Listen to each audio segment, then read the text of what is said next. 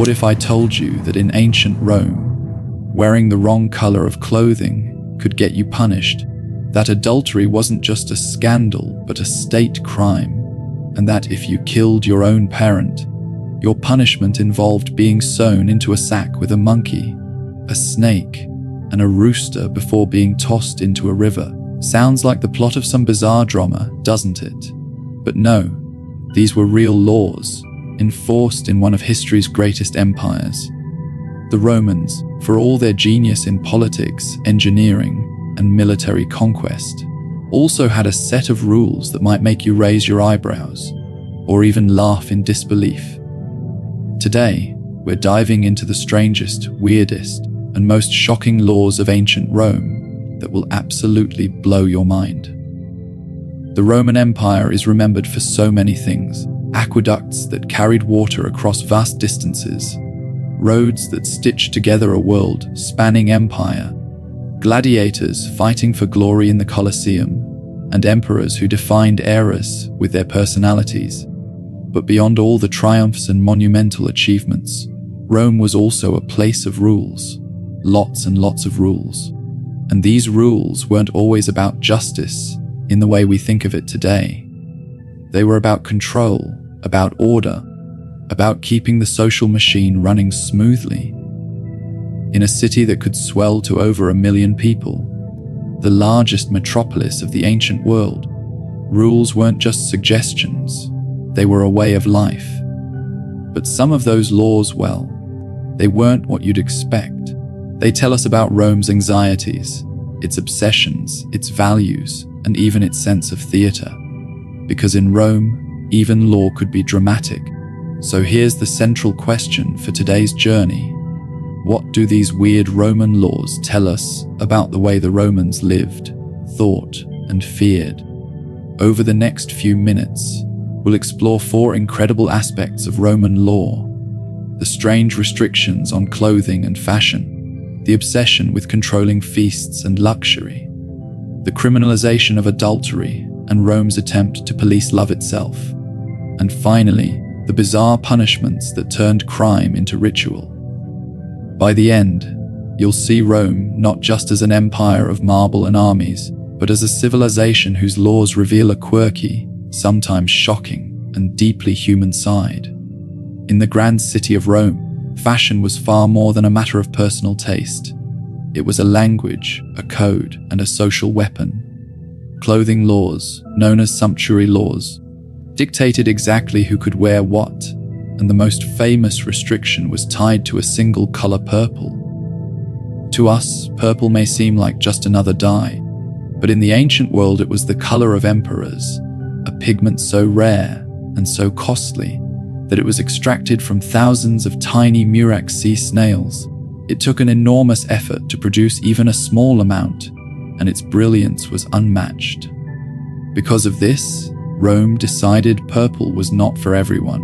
A senator could wear a toga with a purple stripe, a mark of his political station, but only the emperor himself could wear a toga entirely drenched in purple.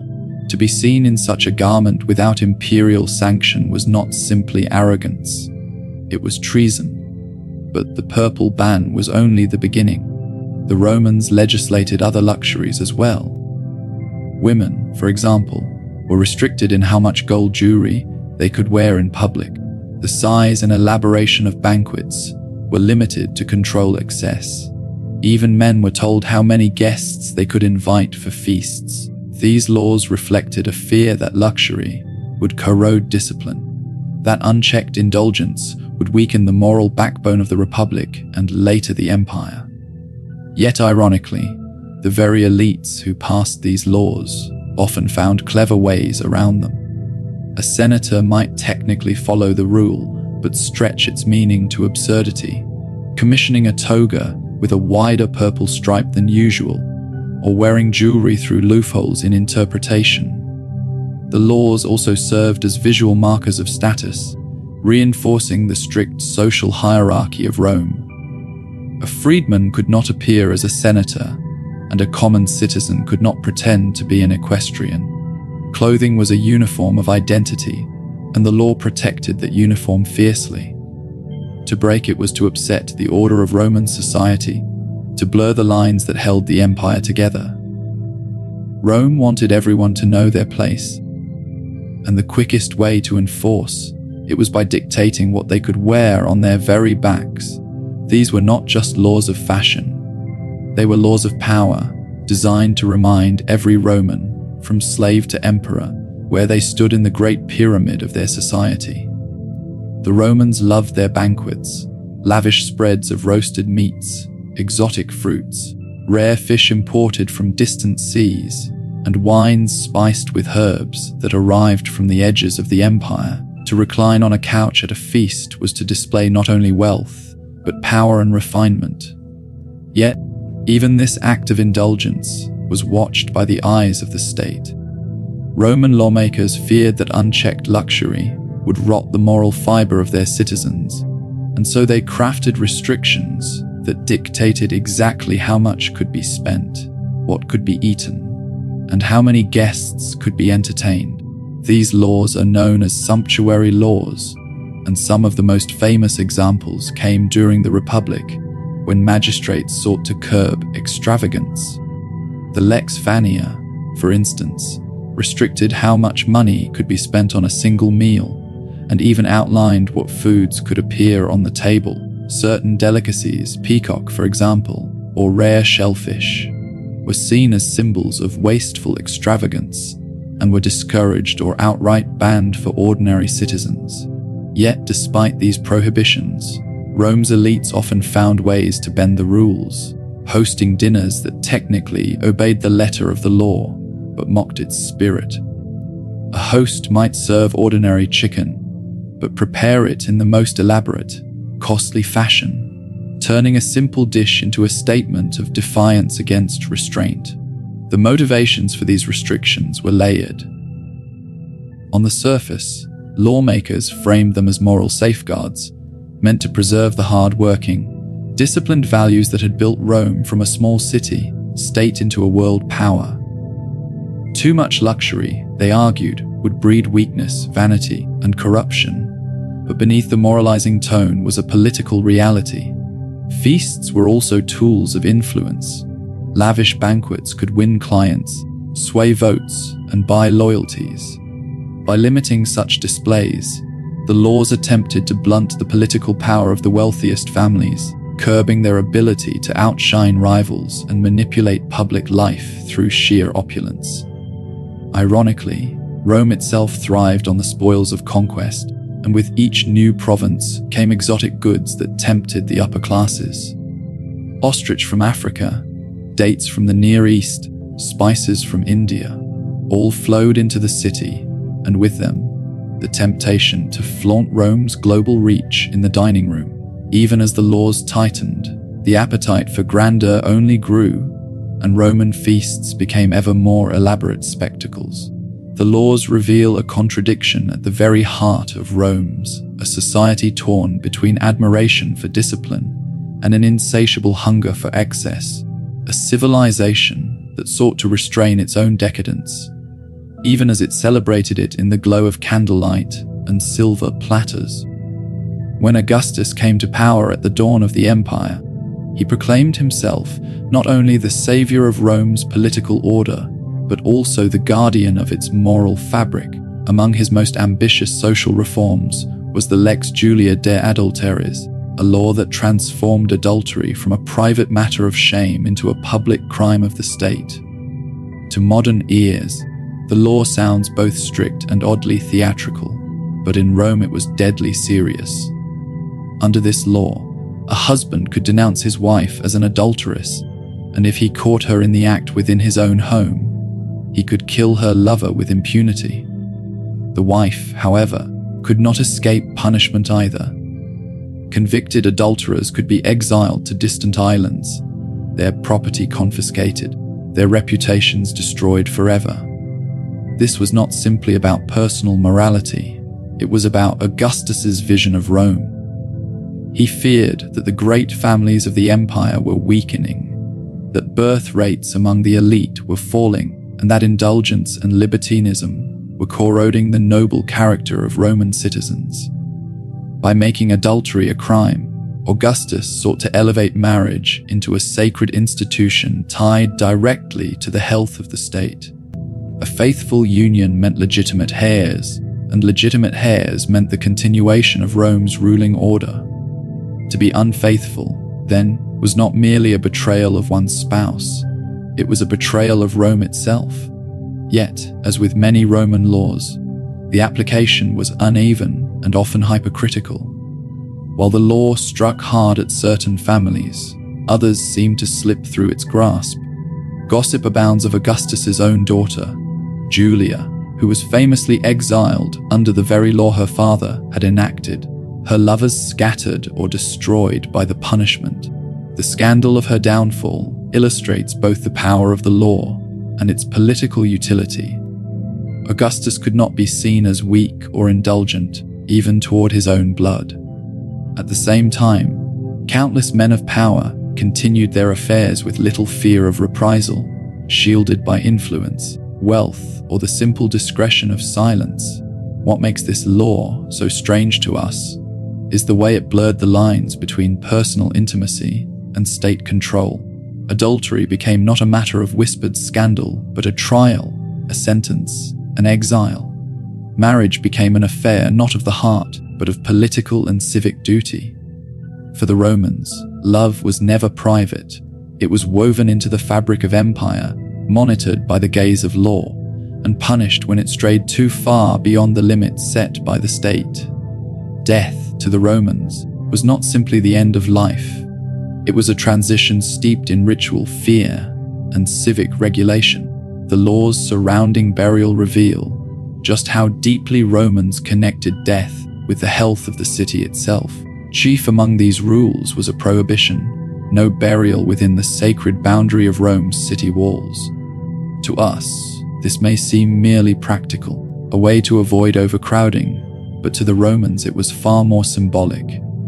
The dead carried pollution, a spiritual taint that could disrupt the living and offend the gods. Cemeteries, therefore, were placed outside the gates, lining the roads that led into Rome. Travelers arriving from afar would pass by tombs and mausoleums, reminders that glory and memory lay not only in the forum, but also along the quiet paths of the departed. Yet burial laws extended beyond geography. They also controlled how a funeral could be performed. Excessive mourning, for example, was considered disruptive to public order. Women were specifically targeted. Laws forbade them from scratching their cheeks until they bled or wailing in uncontrolled grief. Such acts were seen as too chaotic, too emotional, undermining the dignity of Roman discipline. Funeral processions were regulated as well. How many flute players, how many professional mourners, even how large and elaborate a monument could be. These restrictions served both practical and social purposes, ensuring that the wealthy did not overshadow the poor with excessive displays, and that funerals did not become spectacles of vanity. The laws also had an eye toward the sacred. Romans believed that improper burial could anger the spirits of the dead, turning them into restless shades. Rituals had to be observed carefully. The coin placed in the mouth for Charon, the funeral feast, the sacrifices to the household gods. Yet the state's laws intervened at every step, making sure that these customs did not spill into excess or disorder. Even in grief, the citizen was reminded of his duty to Rome. In a society so obsessed with memory and legacy, burial was more than a private act. It was a political one. To bury a family member in grand style was to proclaim status, lineage, and continuity. To be denied proper burial was the greatest disgrace, a punishment reserved for criminals and traitors. The laws around death, then, were not simply about health or ritual. They were about power. They dictated who would be remembered with honor and who would be erased from the story of Rome, their name and body cast out beyond the city's sacred boundary. Roman law was famed for its sophistication, its codified statutes, and its influence on later civilizations. But hidden among the reasoned arguments of jurists and the precise language of the 12 tables are punishments so bizarre and symbolic that they shock us even today. Perhaps the most infamous was the penalty for parricide, the crime of killing one's parent. To the Romans, this act was an abomination against nature itself, an offense so monstrous that ordinary execution would not suffice. Instead, the condemned was sewn into a sack along with a dog, a snake, a rooster, and a monkey, and then cast into a river. Each animal was chosen for its symbolic weight, the dog for betrayal, the snake for treachery, the rooster for false vigilance, and the monkey for distorted humanity. Bound together in darkness, the criminal and these beasts became a twisted spectacle of cosmic disorder, drowned and erased from the world as if nature itself rejected them. This was not the only example of Rome's penchant for symbolic cruelty. Slaves who murdered their master could be executed en masse, whether guilty or not, under the belief that the household itself bore responsibility for the crime.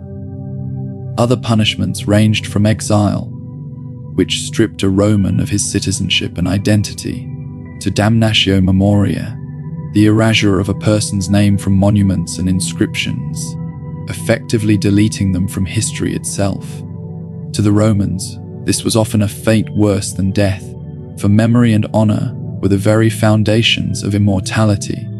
What strikes us as bizarre today is that these punishments were not merely acts of vengeance.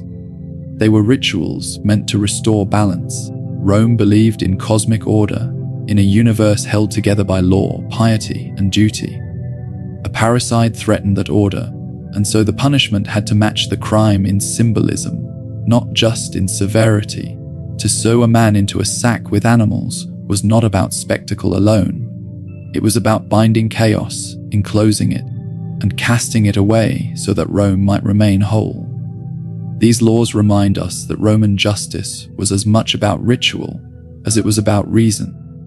For every careful statute written by legal scholars, there existed a punishment that revealed Rome's deepest fears: betrayal within the family, revolt within the household, corruption within the state. To live under Roman law was to live under the constant reminder that one's actions were not only judged by men, but by the gods and the cosmic order they believed governed the universe. So what do these strange laws tell us? On the surface, they're bizarre curiosities: no purple togas, no peacock feasts, adultery trials, sacks full of animals. But look deeper, and you see the heart of Rome itself. These laws reveal a society obsessed with control over appearances, over luxury, over love, over life and death. They remind us that Rome, for all its greatness, was also a place of contradictions, a civilization that built roads to last for millennia, also worried about women crying too loudly at funerals. An empire that conquered the known world also feared that too much wine and luxury would undo it from within. Rome's weirdest laws show us not just the power of the state, but its insecurities, its anxieties, and its desire to shape every aspect of its citizens' lives. If you enjoyed this journey into the stranger side of Roman history, don't forget to like, subscribe, and ring the notification bell so you never miss an episode of Empire Remembered. And tell me in the comments, if you lived in ancient Rome, which of these laws would have been hardest for you to follow?